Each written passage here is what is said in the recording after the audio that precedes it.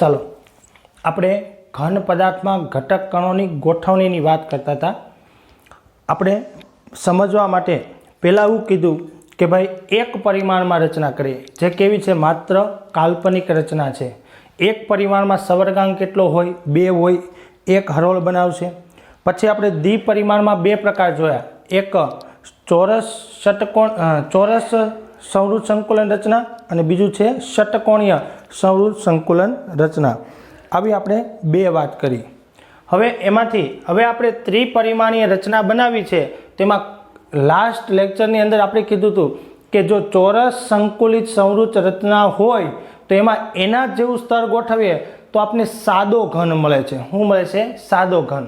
તો અહીંયા હવે આપણે એનો બીજો પ્રકાર ભણીએ છીએ, દ્વિપરિમાણીય ષટકોણીય રચના। ષટકોણીય એટલે આ રીતે ગેપમાં ગોઠવાયેલું પહેલું સ્તર હશે, માંથી ત્રિપરિમાણીય ગોઠવણી આપણે કરવી છે।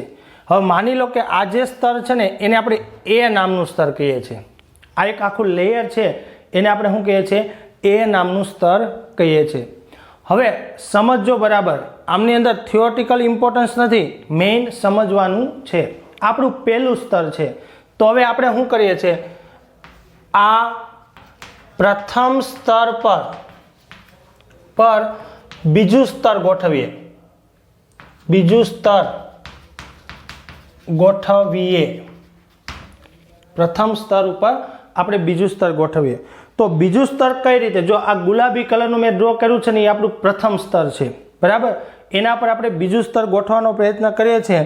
એના માટે હું બ્લુ ચોકનો ઉપયોગ કરું છું। જો હવે આ પહેલું સ્તર છે ને એમાંથી જો આ એક ત્રિકોણ ઉત્પન્ન થાય છે, આ જે છે એને ત્રિકોણીય છિદ્ર કહેવાય। આ ત્રિકોણીય છિદ્ર ઢંકાય એ રીતે આપણે ગોળાઓ ગોઠવવાના છે। એટલે જો હું ગોળો ગોઠવવાની શરૂઆત કરું,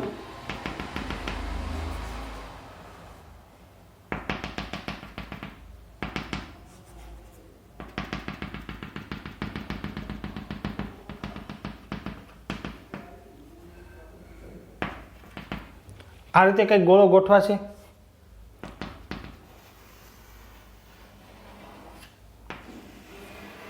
આ એક ગોળો ગોઠવો, બરાબર, જેમાં અંદરના ભાગમાં જ્યાં ત્રિકોણીય છિદ્ર હતું એ શું થઈ ગયું? ઢંકાઈ ગયું। આ પહેલો ગોળો। હવે એ જ રીતે બાજુમાં બીજો ગોળો ડ્રો કરું છું,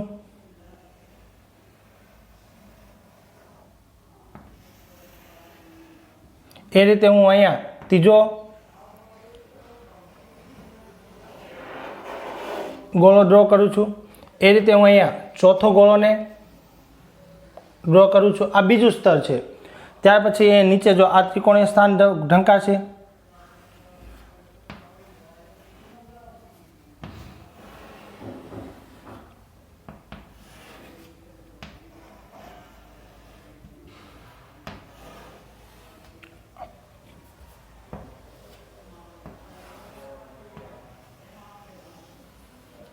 આ રીતે તમે જોઈ શકો છો। જો આ ત્રિકોણીય સ્થાન, આ ત્રિકોણીય સ્થાન, આ ત્રિકોણીય સ્થાન, આ ત્રિકોણીય સ્થાન, એ જ રીતે અહીંયા તમે જો આ ત્રિકોણીય સ્થાન, અહીંયા પણ આ ત્રિકોણીય સ્થાન, અહીંયા પણ આ ત્રિકોણીય સ્થાન શું થાય છે? ઢંકાઈ જાય છે। તો આ જે બીજું સ્તર છે ને એ કરતાં કેવું છે? અલગ સ્તર છે, જેને આપણે શું કહીશું? બી સ્તર કહીશું। આ બીજું સ્તર છે। તો જો પ્રથમ સ્તર પર બીજું સ્તર ગોઠવીએ ત્યારે છિદ્રો ઉદ્ભવે છે। શું ઉદ્ભવે છે? છિદ્ર ઉદ્ભવે છે। કેટલા પ્રકારના? તો કે 2 પ્રકારના। ક્યાં ક્યાં 2 પ્રકારના? તો કે એક સમચતુષ્ફલકીય છિદ્ર, જેને ટેટ્રાહેડ્રલ વોઇડ કહેવામાં આવે છે, જેને ટી વડે આપણે દર્શાવશું। ક્યાં ઉદ્ભવ્યું? અહીંયા તમે જો કે આ એક ત્રિકોણ બન્યો છે, 3 ગોળાઓ એક લાઈનમાં છે, એની ઉપર હશે તો ત્રિકોણ ઉપર આ ઢંકાઈ ગયો આ ભાગ। આ તમે જોઈ શકો છો કે આખો ભાગ શું થશે? આ રીતે ઓવરલેપ થશે। ઓવરલેપ થવાના કારણે એક છિદ્ર ઉદ્ભવ્યું, જેને સમચતુષ્ફલકી છિદ્ર કહેવામાં આવે છે। અહીંયા પણ તમે જોઈ શકો છો આ બીજા સ્તરનું શું છે? સમચતુષ્ફલકી છિદ્ર। આ રીતે સમચતુષ્ફલકી છિદ્ર, આ રીતે શું થશે? સમચતુષ્ફલકી છિદ્ર બનશે। તો આ જે સમચતુષ્ફલકી છિદ્ર છે એની રચના કેવી બની? તો કંઈક આવી બની। જો આ એક ગોળો, આ બીજો ગોળો અને આ ત્રીજો ગોળો, આ સ્તર એ છે, ઓકે। એના ઉપર બી કેવું લાગ્યું? આ રીતે ઢંકાઈ ગયું, એટલે આ છિદ્ર શું થઈ ગયું? ઢંકાઈ ગયું। આ રીતે રચના બનશે। તો એને આપણે આમ દર્શાવવું હોય તો કેવું છિદ્ર બનશે? જો એક જ સમતલમાં કેટલા છે તો કે 3 અને એક ઉપરની બાજુએ હશે, આવું છિદ્ર ઉત્પન્ન થશે. તમે જો આના સેન્ટરને જોડો, આ વ્હાઇટ કલરનું સેન્ટર છે એટલે શું બનશે? ત્રિકોણ. આ ત્રિકોણ. હવે આને આપણે આની સાથે જોડી દઈએ તો આવું છિદ્ર ઉદ્ભવે છે કે નહીં, જેને શું કહેવાય? સમચતુષ્ફલકી છિદ્ર કહેવામાં આવે છે. ફરીથી આપણે ષટકોણીય રચના છે એ આપણું પ્રથમ સ્તર છે. એમાંથી આપણે ત્રિપરિમાણીય રચના બનાવી છે, તેના પર આપણે બીજું સ્તર ગોઠવે છે. તો પહેલા સ્તર ઉપર બીજું સ્તર આપણે કેવું ગોઠવે છે તો કે એના કરતાં અલગ. જો એના જેવું ગોઠવશું તો એ સાદો ઘન બનાવશે, પણ આપણે એના કરતાં અલગ આપણે જે આ ત્રિકોણીય સ્થાન છે ને એનું અવનમન છે ને, એની જે ખાલી જગ્યા છે ને એને ઢાંકવાનો પ્રયત્ન કરીએ છીએ. તો ઢાંકવાનો પ્રયત્ન કરીએ ત્યારે બીજા સ્તરના ગોઠવણીના અંતે આપણે બે પ્રકારના છિદ્ર ઉદ્ભવે છે. એક સમચતુષ્ફલકીય છિદ્ર તમે અહીંયા જોઈ શકો છો. ઉપરાંત તમે જો કે આ સમચતુષ્ફલકી છિદ્ર છે. ઓકે, આ સમચતુષ્ફલકી છિદ્ર છે. ઓકે, આ સમચતુષ્ફલકી છિદ્ર છે. ઓકે, પણ તમે જો અહીંયા આ જે છે ને એ અષ્ટફલકી છિદ્ર છે. આ જે છે ને એ અષ્ટફલકી છિદ્ર છે. અહીંયા તમે જો અષ્ટફલકી છિદ્ર છે. આમાં શું થાય છે? નીચેના સ્તરના 3 ગોળા તમે અહીં જોઈ શકો છો. આ 3 ગુલાબી કલરના ગોળા, આ 1, આ 2 અને આ 3. એના ઉપર આ વ્હાઇટ કલરના ગોળા 1, આ 2 અને આ 3. આવું થશે. આ અષ્ટફલકી છિદ્ર ઉત્પન્ન થાય છે. ઓકે, તો અષ્ટફલકી છિદ્રની અંદર આપણે ગોઠવણી કરીએ તો જો એક ગોળો, આ બીજો ગોળો અને આ ત્રીજો ગોળો આપણું પ્રથમ સ્તર છે. માની લો કે એ સ્તર, બરાબર. એના ઉપર બીજું સ્તર છે, એની ગોઠવણી કેવી થશે તો કે માની લો કે વ્હાઇટ છે એ ઉપરની બાજુ છે. જો અહીંયા આપણે જે નીચેનું સ્તર છે ને એમાં અહીંયા ગુલાબી કલરનો ગોળો એક ઉપર છે ને 2 નીચે છે, એટલે આપણે એ રીતે દર્શાવીએ. ચાલો, આ ગુલાબી કલરનો એક ગોળો, આ બીજો ગોળો અને આ ત્રીજો ગોળો, આ 3 ગોળા થઈ ગયા. હવે એના પર વ્હાઇટ કલરના ગોળા કઈ રીતે ગોઠવાયેલા છે તો કે વ્હાઇટ કલરના ગોળા આ 1, આ 2 અને આ શું હશે? 3. અહીંયા તમે જો આ છિદ્ર ઉદ્ભવે છે, આને આપણે શું કહેશું? અષ્ટફલકી છિદ્ર કહેશું. આ બધા અષ્ટફલકી છિદ્ર છે. આ જે છે ને એ ટેટ્રાહેડ્રલ છે. આ ટી, ટી, આ ટી, આ ટી, આ ટી, આ ટી, આ શું છે? ટી. પણ અહીંયા તમે જો કે આ શું છે? અષ્ટફલકી છિદ્ર છે. એટલે આને આપણે શું કહેશું? અષ્ટફલકીય છિદ્ર, જેને ઓક્ટાહેડ્રલ કહેવાય. એના પરથી આપણે એને ઓ લખીએ છીએ. ચલો એની આપણે રચના દર્શાવીએ.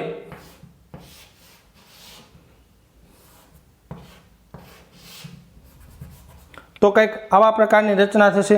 તમે જોઈ શકો છો. અને આપણે અહીંયા લંબાઈ દઈશું એ રીતે. અહીંયા આ ડોટર લાઇનથી આપણે દર્શાવીએ. આપણે એને ડોટર લાઇનથી દર્શાવીએ તો અહીંયાથી જો આવો ભાગ બનશે. તમે ચેક કરી શકો છો. જો આપણે આના સેન્ટર, વ્હાઇટ કલરના સેન્ટર છે એને 3ને જોડી દીધા. ઓકે, પછી એ જ રીતે ગુલાબીના સેન્ટર છે 1, 2 અને 3 એને આપણે જોડી દીધા. તમે જો 2 ત્રિકોણ ભેગા થાય છે. ઇનશોર્ટ આવું થાય છે ને. આ આમ છે, પછી બીજું ભાગ છે એ આમ છે. અષ્ટફલકી છિદ્ર બને છે. તો આવા છિદ્રને આપણે શું કહેશું? અષ્ટફલકી છિદ્ર કહેશું. હવે કોઈ પણ સંવૃત સંકુલિત રચના હોય, આ સંવૃત સંકુલિત રચનામાં માનો કે ઘટક કણો કેટલા હોય? n હોય તો સમચતુષ્ફલકી છિદ્ર હંમેશા કેટલા હોય? 2n હોય. અને અષ્ટફલકી છિદ્ર કેટલા હોય તો કે n હોય. આવા છિદ્ર ક્યારે બને છે તો કે SCP અથવા તો CCP, જેને આપણે FCC કહીએ છીએ, આવી રચના બને ત્યારે આપણને જોવા મળે છે. તો બીજા સ્તરને કારણે આવા છિદ્ર ઉત્પન્ન થાય છે. તો આપણે આ 2 સ્તરની ગોઠવણી કરી, A સ્તર, B સ્તર. ચાલો ફરીથી એકવાર હું સમજાવવાનો પ્રયત્ન કરું છું. આપણે શું કરી રહ્યા છીએ? ત્રિપરિમાણીય વાસ્તવિક ઘન બનાવીએ છીએ. જો દ્વિપરિમાણીય ચોરસ સંવૃત સંકુલનમાંથી ત્રિપરિમાણીય બનાવ્યો તો સાદો ઘન બને, જે આગળના લેક્ચરમાં ભણ્યું છે. આજે આપણે શું કહે છે? ષટકોણીય સંવૃત રચના. એટલે પહેલું લેયર આપણું કેવું છે? ષટકોણીય સંવૃત રચના પહેલું લેયર છે. એના ઉપર બીજું લેયર આપણે એવી રીતે ગોઠવીએ કે જેથી એના ત્રિકોણીય સ્થાન શું થઈ જાય? ભરાઈ જાય. ત્રિકોણીય સ્થાન ભરાય એ રીતે ગોઠવણી કરતા 2 પ્રકારના છિદ્ર ઉદ્ભવે છે. એક સમચતુષ્ફલકીય અને બીજું કેવું છે અષ્ટફલકીય, કેમ કે કોઈ પણ ઘનમાં સંપૂર્ણપણે ગોળાઓ 100% જગ્યા રોકતા નથી, અમુક ને અમુક જગ્યા એમાં બાકી રહી જશે. માની લો કે તમે એક ડબ્બો છે એમાં બોલ ભરવાનો પ્રયત્ન કરશો તો નીચે નાની નાની શું રહી જશે, સ્પેસ રહી જશે, એના પર ગોળાઓ તો નાના નાના છિદ્ર ઉત્પન્ન થાય છે. આવા છિદ્ર કેટલા પ્રકારના હોય? 2, કાં તો સમચતુષ્ફલકીય હોય અને કાં તો કેવા હોય અષ્ટફલકીય હોય. આપણે અહીંયા સમજ્યા છે, જો આ જે છે બધા અષ્ટફલકી છિદ્ર છે અને અહીંયા મેં બ્લુ કલર દર્શાવ્યું છે, આ બધા ઓક્ટાહેડ્રલ એટલે અષ્ટફલકી છિદ્ર. જો અહીંયા પણ અષ્ટફલકી છિદ્ર બનશે, અહીંયા પણ અષ્ટફલકી છિદ્ર બનશે, અષ્ટફલકી છિદ્ર છે. હંમેશા યાદ રાખજો, સીસીપી હોય કે એસસીપી હોય, બરાબર, એમની અંદર જો ઘટક કણો n હોય અને આપણે જાણીએ છીએ ઘટક કણો કેટલા હોય? 4. તો સમચતુષ્ફલકી છિદ્રની સંખ્યા કેટલી થશે? 8. અને આની સંખ્યા કેટલી થશે? 4 થતી આપણને જોવા મળે છે. આ બીજા સ્તરની ગોઠવણી છે. ઓકે, આ કેટલામાં સ્તરની ગોઠવણી છે? બીજા સ્તરની. આ 2 પ્રકારના છિદ્ર ઉત્પન્ન થાય છે, એમની વાત આપણે સમજવાની છે. જો આ બધું અન્ડરસ્ટેન્ડિંગ વાળું છે, સમજવાનું છે. પહેલા સ્તર ઉપર બીજા સ્તરમાં આવા છિદ્ર ઉદ્ભવે છે. હવે આપણે તો ઘન બનાવવો છે. શું બનાવવો છે? ઘન બનાવવો છે. તો હવે એના પર આપણે ત્રીજું સ્તર ગોઠવીએ છીએ અને ત્રીજા સ્તરમાં એટલે આપણે એમ કહેશું કે ત્રીજા સ્તરની ગોઠવણી, ત્રીજા સ્તરની ગોઠવણી, ત્રીજા સ્તરની ગોઠવણી. હવે ત્રીજા સ્તરની ગોઠવણી છે ને એમાં પાછું પહેલું ત્રીજું સ્તર એવી રીતે ગોઠવીએ કે જેથી આ જે ત્રીજું સ્તર છે એ એવી રીતે આપણે ગોઠવીએ કે જેથી શું થાય, આપણા જે છિદ્ર છે ને એ આવડા ઢંકાતા જોવા મળશે. એટલે આના ઉપર આપણે ગોઠવવાનો પ્રયત્ન કરીશું. એટલે જેવું એ છે એવી જ આપણે ગોઠવણી કરવાનો પ્રયત્ન કરીશું. એટલે સ્તર આપણું હવે આ ગોઠવણી થવાના કારણે પાછા શું ઉત્પન્ન થશે?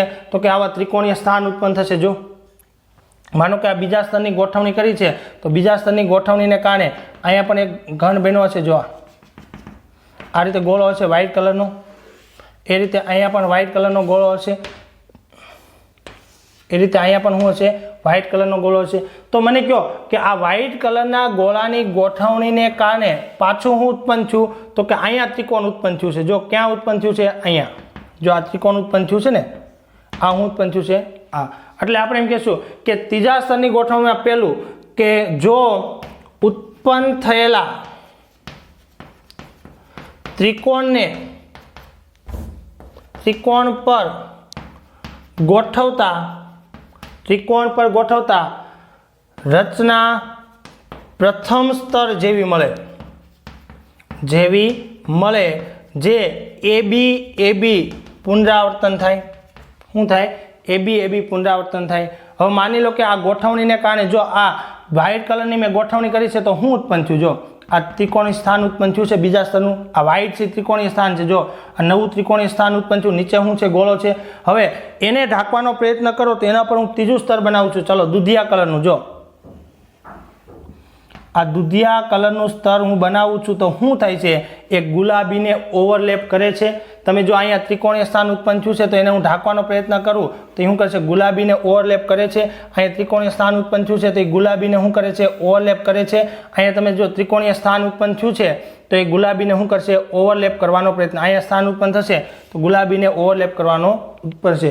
એટલે જો આ જે સ્તર છે ને એ ત્રીજા નંબરનું સ્તર કોના જેવું છે? એ જેવું. એટલે જો AB અને પાછું શું આવ્યું? એ સ્તર આવ્યું. આ એક પ્રકારની ગોઠવણી. તો એક્ઝેક્ટલી આ ગોઠવણી કેવી થશે તો એ હું તમને એક બીજી આકૃતિ દ્વારા સમજાવવાનો પ્રયત્ન કરું છું. માની લો કે આ 3 ગોળા છે. જો પહેલું સ્તર છે ને એ પ્રમાણેનું લખું છું. પહેલું સ્તર છે આપણું ગુલાબી કલરનું છે. ચાલો, ગુલાબી કલર. આ પહેલું સ્તર આપણું ગુલાબી કલરનું. ઓકે, આ પહેલું સ્તર છે, એમાં શું છે? આ ત્રિકોણ છે. ઓકે, બીજું સ્તર એના ઉપર એક્ઝેક્ટ ગોઠવીએ છીએ. એક્ઝેક્ટ ગોઠવીએ એટલે એના પર ગોળો આવશે અને એ કેવું છે? વ્હાઇટ કલરનું છે. આ ગોળો છે. હવે આ ગોળાની આજુબાજુમાં આ 1, આ 2, આ 3, આ 4, આ 5 અને આ 6. આવું થશે કે નહીં? આ મધ્ય ભાગનો ગોળો છે. જો આના ઉપર ઢંકાઈ જવાનો છે. હવે આને બનાવો તો શું બનશે? ષટકોણ. આ શું બનશે? ષટકોણ. એક્ઝેક્ટ તમે જો એના ઉપર ગોઠવો. આ સ્તર કેવું છે? આપણું A સ્તર છે. આ સ્તર છે કેવું છે? આપણું B સ્તર છે. તો હવે પાછું ત્રીજું સ્તર છે એ પાછું કોના જેવું આવશે? એ જેવું આવશે. એટલે પાછી ગોઠવણી શું થશે? 1 2 અને 3 પાછું ત્રિકોણ બન્યું. આ સ્તર પાછું કોના જેવું છે? એ જેવું છે ને. એ આપણે કેનાથી દોર્યું છે? બ્લુ કલરની લાઈનથી. તો આ બ્લુ કલરનું સ્તર પાછું એ જેવું છે. જો થશે ને, કોના જેવું છે? એ જેવું છે. આવી રીતના થશે. હવે માની લો કે એના પર ચોથું સ્તર ગોઠવીએ તો પાછું શું થશે? માનો કે અમે બ્લુ કલરના ગોળા દોર્યા છે તો પાછા છિદ્ર ઢંકાણા, તો એના પર પાછું ગોઠવશું તે કોના જેવું થશે? બી જેવું. કોના જેવું થશે? બી જેવું. કેમ કે જ્યાં જ્યાં ત્રિકોણ ઉત્પન્ન થાય એના પર ગોળા ગોઠવતા જશો તો એ બી આ રચનાનું શું થશે? પુનરાવર્તન થશે. પાછું માનો કે હું આકૃતિ દોરું તો પાછું બી આવશે. તો બી કોના જેવો હશે? વ્હાઇટ જેવો હશે. આ વચ્ચેનો ગોળો 1 આ 2 આ 3 આ 4 આ 5 અને આ 6 વચ્ચેનો હશે. ષટકોણ બનતો હશે. આપણને આવી રચના જોવા મળશે. તો આ જે રચના બનીને એ રચનાને કહેવાય હેક્ઝાગોનલ ક્લોઝ પેક રચના. જો આ એકબીજા ઉપર છે, આ સ્તર છે, લેયર છે, આ રીતે આપણે ભેગા કરી શકીએ. પહેલા ઉપર બીજું, ત્રીજું, ચોથું, આવું થશે કે નહીં? આ એક્ઝેક્ટ ગોળો આના ઉપર આવી જશે. આ જે રચના બનીને એને કહેવાય એસસીપી, હેક્ઝાગોનલ ક્લોઝ પેક રચના. શું કહેવાય? હેક્ઝાગોનલ અથવા ષટકોણીય સંવૃત સંકુલન કહેવામાં આવે છે. એસસીપી રચના એબી ટાઈપની રચના જોવા મળે છે. આવી રચના ખાસ કરીને આપણે એમાં જોવા મળશે તો કે મેગ્નેશિયમ અને ઝીંકની અંદર જોવા મળશે. એમાં જોવા મળશે? મેગ્નેશિયમ અને ઝીંકમાં જોવા મળશે. ચાલો એકવાર ફરીથી પ્રથમ લેયર, એના પર બીજું લેયર આપણે એવી રીતે ગોઠવું કે જેથી એના ત્રિકોણીય સ્થાન ઢંકાય છે, વ્હાઇટ કલરનું છે. ત્યાર પછી ત્રીજું લેયર આપણે એવું ગોઠવું કે ઉત્પન્ન થતા પાછા ત્રિકોણને ઢાંકવાનો પ્રયત્ન કર્યો તે કોના જેવું મળ્યું? જેવું એ સ્તર હતું એવું જ પાછું આપણે ત્રીજું સ્તર મળ્યું એટલે એ થયું. હવે એના કારણે પાછા ત્રિકોણ ઉત્પન્ન થયા તો એના પર આપણે ગોઠવીએ તો પાછું બી મળશે. એ બી આનું શું થશે? પુનરાવર્તન થતું આપણને જોવા મળશે. એકવાર ફરીથી આપણે ટ્રાય કરીએ. જો માની લો કે નાના સ્કેલ ઉપર કરીએ આપણે. આ રીતે તમારું પહેલું સ્તર છે, આ પહેલું સ્તર છે, સમજો. ઓકે, એના પર બીજું સ્તર ગોઠવું છું એટલે હું આ ત્રિકોણને ઢાંકવાનો પ્રયત્ન કરું છું. આ એક ઢાંક્યું, આ બીજો ત્રિકોણ ઢાંક્યો અને આ ત્રીજો ત્રિકોણ ઢાંક્યો. આ રીતે ઢાંકીશ એટલે બે પ્રકારના છિદ્ર ઉત્પન્ન થયા. એક સમચતુષ્ફલકી અને બીજું કેવું છે? અષ્ટફલકી છિદ્ર. હવે ત્રીજા સ્તરમાં હું કરું છું? આમની ગોઠવણીને કારણે ત્રિકોણ ઉત્પન્ન થયા. જો આ ઉત્પન્ન થયો ત્રિકોણ, એ ત્રિકોણને ઢાંકવાનો પ્રયત્ન કરું તો કોના પર આવ્યું? કેસરી ઉપર આવ્યું. તો રચના કેવી થઈ? એબી જેવી થઈ. હવે એવા ગોઠવીશ એટલે પાછું ત્રિકોણ ઉત્પન્ન થશે તો કોના જેવું થશે? એબી ટાઈપની રચના થશે. ઓકે, તો આ વસ્તુ તમારે યાદ રાખવાની છે અને સમજવાની છે. ઓકે, ચાલો હવે ત્યાર પછી બીજો ટાઈપ શેમ આપ્યો છે? આ બી આપ્યું છે ને. હવે એમાં બીજો ટાઈપ છે બીજું. ત્રીજા સ્તરની જો ઉત્પન્ન થયેલા અષ્ટફલકીય છિદ્રને ઢાંકતા રચના સી પ્રકારની બને એટલે બંને શું બનશે? એબીસી ટાઈપ બનશે. હવે જો બીજી રીતે આપણે શું કરી શકીએ? માનો કે પહેલું સ્તર છે, એના પર બીજું ગોઠવું, ત્રીજું આપણે ત્રિકોણ ઉપર નથી ગોઠવતા પણ ત્રીજું સ્તર આપણે શું કરીએ છીએ? અષ્ટફલકી છિદ્રને ઢાંકવાનો પ્રયત્ન કરીએ છીએ. કોને? અષ્ટફલકી છિદ્ર. જો પહેલું સ્તર છે ગુલાબી કલરનું છે, બીજું સ્તર છે આપણું વ્હાઇટ કલરનું છે. તો ગુલાબી ને વ્હાઇટને કારણે આ ઉત્પન્ન થયું છે અષ્ટફલકી છિદ્ર. અને અષ્ટફલકીય છિદ્ર ઉપર જો હું આ રીતે ત્રીજું સ્તર ગોઠવું, અષ્ટફલકી છિદ્ર ઉપર હું ત્રીજું સ્તર ગોઠવું, આ અષ્ટફલકી છિદ્ર એના પર હું ત્રીજું સ્તર ગોઠવું છું, અષ્ટફલકી છિદ્ર એના પર હું ત્રીજું સ્તર ગોઠવું છું, આ અષ્ટફલકી છિદ્ર એના પર હું ત્રીજું સ્તર ગોઠવું છું. આ રીતે ત્રીજું સ્તર ગોઠવું છું તો જે એ બી અને સી કરતાં કેવું છે? અલગ છે. એટલે એબીસી રચના થશે. અને હવે એનાથી જે અષ્ટફલકી છિદ્ર ઉત્પન્ન થયા ને એ જો અહીંયા છે. જો છે ને અષ્ટફલકી છિદ્ર. તમે જો એનાથી ક્યાં ઉત્પન્ન થયું? ત્રિકોણ હતું એના પર પાછું ત્રિકોણ આવ્યું. આ વ્હાઇટ ત્રિકોણ હતું એના પર આ બ્લુ કલરનું ત્રિકોણ આવ્યું. જો આ ત્રિકોણ આ વ્હાઇટ કલરનું હતું એટલે આ અષ્ટફલકી છિદ્ર થયું. હવે એના ઉપર જો હું ગોઠવાનો પ્રયત્ન કરું ચોથું સ્તર, તો ચોથું સ્તર તમે જો પાછું કોના ઉપર આવ્યું? તો કે ગુલાબી ઉપર આવ્યું. તો પછી રચના કેવી થઈ ગઈ?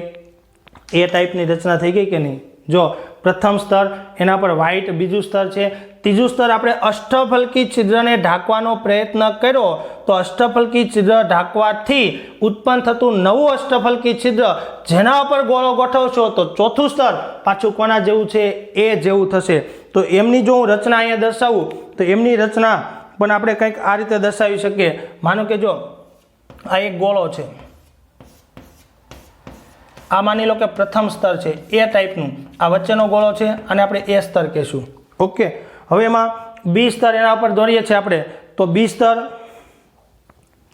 આપણે શું કરીએ છીએ તો કે બી સ્તર તો બધામાં ફિક્સ જ છે. આપણે આને ઢાંકવાનો પ્રયત્ન કરશું એટલે ઉપરના ભાગે આપણે શું જોવા મળશે? ત્રિકોણ જોવા મળશે. આ 1, આ 2 અને આ 3, આ ત્રિકોણ છે, આ આપણું બી સ્તર છે. ચલો હવે સી સ્તર આપણે દોરીએ તો સી સ્તર કેવું છે? અષ્ટફલકી છિદ્રને ઢાંકવાનો પ્રયત્ન કરીએ છીએ એટલે આપણે ઊંધું ત્રિકોણ પ્રાપ્ત થશે. કેવું? આ 1, આ 2 અને આ 3, આ ત્રિકોણ કેવું છે? ઉલટું હશે. આ સ્તર કેવું છે? આપણું સી. અને પાછું આપણે ચોથું સ્તર દોરીએ તો ચોથું સ્તર પાછું રિપીટ થશે. કોના જેવું? ઉપરના જેવું. એટલે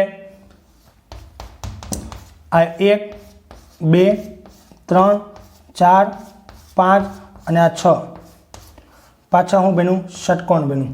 તો આ જે રચના બનીને એ રચનાને કહેવાય સીસીપી અથવા તો એસસીપી રચના કહેવામાં આવશે. ક્યુબિક ક્લોઝપેક રચના અથવા તો એફસીસી ફલક કેન્દ્રિક ક્લોઝપેક રચના એફસીસી કહેવામાં આવે છે. તો આ રીતે આપણે ત્રિપરિમાણીય ગોઠવણી કરી શકીએ છીએ. ઓકે, તો આ છિદ્ર અને એની ત્રિપરિમાણીય ગોઠવણી એને રિલેટેડ વાત કરી છે. ફરીથી એકવાર તમને યાદ કરાવું છું. પહેલાં આપણે શું કર્યું? એક પરિમાણમાં ગોઠવણી કરી. જો એક પરિમાણમાં આ કાલ્પનિક રચના એક જ સ્તર બન્યું, પછી આપણે લંબાવ્યું એટલે બીજું સ્તર એક આ રીતે પણ બની શકે, એક આ રીતે પણ બને અને એના ખાલી સ્થાનમાં આપણે ભરીએ તો આ રીતે પણ આપણે એક સ્તર મળે છે. બરાબર, એક આ રીતે પણ રચના આપણે મળે છે. આ જે છે એને આપણે કીધું ચોરસ સંવૃત સંકુલન કહેવાય અને આને આપણે કહીશું ષટકોણીય. હવે ષટકોણીયમાંથી આપણે ઘન બનાવશે. આમાંથી ઘન બનાવવા માટે ઉપર એક્ઝેક્ટ મૂકશું એટલે સાદો ઘન બનશે, પણ આમાંથી બે પ્રકારના એસસીપી અથવા તો ક્યુ બનશે? સીસીપી બનશે. હવે આમાં શક્યતા કેવી તો કે ત્રિકોણીય સ્થાન રાખશું એટલે બે પ્રકારના છિદ્ર ઉત્પન્ન થયા, એક સમચતુષ્ફલકી છિદ્ર અને એક અષ્ટફલકી છિદ્ર. જો સમચતુષ્ફલકીને ઢાંકતું ત્રીજું સ્તર બનાવવામાં આવે તો રચના કેવી બનશે? એબી એબી ટાઈપ્સની બનશે. અને જો અષ્ટફલકીય છિદ્રને ઢાંકવા માટે ત્રીજું સ્તર મૂકશું તો રચના કેવી બનશે?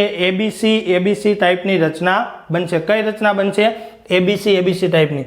જો તમે ત્રીજા સ્તરમાં સમચતુષ્ફલકીયને ઢાંકો તો એબી રચના, જેને હેક્ઝાગોનલ ક્લોઝપેક રચના કહેવાય, જે મેગ્નેશિયમ અને ઝિંકમાં જોવા મળે.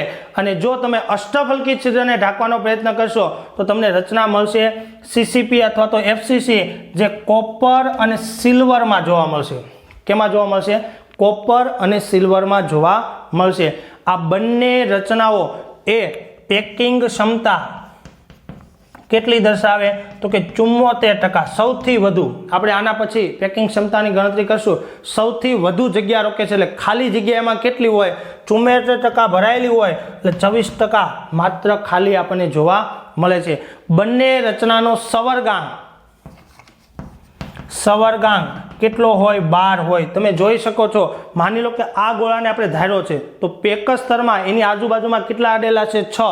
ઉપર 3 છે અને નીચે 3 છે. ટોટલ કેટલા થયા? 12. તમે જો કે આ ગોળાની સરખામણી કરો તો આ ગોળો કેટલાના સંપર્કમાં છે? 6ના સંપર્કમાં છે. ઉપરથી 3 આવશે એના સંપર્કમાં આવશે, નીચેથી 3 આવશે એટલે ટોટલ કેટલા થયા? 12. એટલે આમનો સવર્ગાંક કેટલો થશે? 12 થશે. બરાબર. આપણે સાદા ઘનની અંદર સવર્ગાંક કેટલો કીધો તો? સવર્ગાંક સાદા ઘનની અંદર આજુબાજુમાં કેટલા ગોળા હોય? 4. એક ઉપર ને એક નીચે એટલે કેટલો? 6. જ્યારે આમાં કેટલો થશે? 12. આ રચનામાં પણ એવું જ થશે. કોઈ પણ એક ગોળાને ધારી લેશો એટલે એક ગોળો બીજા 12 ગોળા, એક સમતલમાં 6 હશે, ઉપર 3 હશે, એવા 3 ક્યાં હશે? નીચે આપણને જોવા મળશે. એટલે 12 ગોળાના સંપર્કમાં આવશે. એટલે આ એમનો શું થઈ ગયો? સવર્ગાંક થઈ ગયો. ઓકે, તો આ ત્રિપરિમાણીય ઘન કેવી રીતે બનાવી શકાય એની આપણે સમજૂતી મેળવી છે. તમે જો આકૃતિમાં બીજા સ્તર ઉપર ત્રીજા સ્તરને મૂકવું, એમાં આ એક રચના ષટકોણીય સંકુલન અને સમઘનીય સંકુલન સીસીપી રચના આપણને આપી છે. જો અહીંયા બે આકૃતિ પણ આપેલી છે, અહીંયા આપણે સમજાવવાનો પ્રયત્ન કર્યો છે. જો સમચતુષ્ફલકી છિદ્રને ઢાંકીએ તો આપણે આ રચના મળશે, અષ્ટફલકીને ઢાંકીએ તો આપણે આ રચના જોવા મળે છે. ઓકે, હવે આ જે સમચતુષ્ફલકી છિદ્ર અને અષ્ટફલકી છિદ્રના સ્થાન અને પ્રમાણસૂચક સૂત્ર એને રિલેટેડ ટોપિક છે એનું આપણે ડિસ્કશન કરીએ છીએ.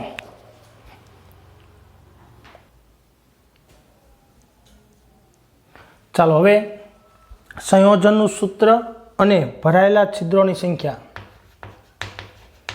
સંયોજનનું સૂત્ર અને ભરાયેલા છિદ્રોની સંખ્યા. ઓકે, એમની આપણે વાત કરીએ છીએ. હવે તમે જો કે આપણે જાણીએ છીએ કે ત્રિપરિમાણીય ઘનમાં એસસીપી કે સીસીપી રચના બને ત્યારે બે પ્રકારના છિદ્રો ઉત્પન્ન થાય. એક ટેટ્રાહેડ્રલ અને એક ઓક્ટાહેડ્રલ. આપણે જાણીએ છીએ કે કોઈ પણ ઘનમાં માની લો કે ઘટક કણોની સંખ્યા કેટલી હોય n, તો ટેટ્રાહેડ્રલ કેટલા હોય 2n બમણા હોય અને ઓક્ટાહેડ્રલ કેટલા હોય n. બરાબર, આના કરતાં બમણા એટલા જોવા મળે છે. સામાન્ય રીતે આપણે એમ કહીશું કે આયનીય ઘન હોય તો આયનીય ઘનમાં ધનાયન અને ઋણાયન હોય. તો આયનીય ઘનમાં જે ઋણાયનો છે એ ઋણાયન કદમાં મોટા, હંમેશા કદમાં કેવા હોય, ઋણાયનો મોટા હોય, જે મુખ્ય રચના બનાવે. મુખ્ય રચના એટલે કોણ? ખૂણા અને ફલક ઉપર ગોઠવાશે. જ્યારે આ નાના કદના કોણ હોય? ધનાયનો હોય. આ ધનાયનો કદમાં કેવો હોય? નાના, જે ક્યાં ભરાય છે? તો કે છિદ્રમાં ભરાય છે. છિદ્રમાં ભરાય છે. હવે બધા જ છિદ્ર ભરાય એવું જરૂરી નથી. માનો કે નાના કદના હોય તો ટેટ્રાહેડ્રલમાં, મોટા હોય તો ક્યાં ભરાશે? ઓક્ટાહેડ્રલમાં ભરાશે. પણ એનો 100% અંશ ભરાય તેવું જરૂરી નથી. 100% ભરાય તે જરૂરી નથી. કેટલો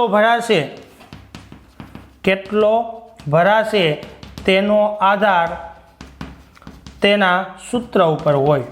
એનું સૂત્ર કેટલું છે ને એના આધારે એનું અણુસૂત્ર નક્કી થતું હોય. આપણે જે શીખ્યા ને એની જ વાત કરીએ છીએ કે કોઈ પણ ઘન સીસીપી કે એસસીપી બને છે ત્રિપરિમાણીય રચનામાં ત્યારે બે પ્રકારના છિદ્રો ઉત્પન્ન થાય. કેટલી સંખ્યામાં ઉત્પન્ન થાય એ બધું સ્થાનને આપણે જોશું.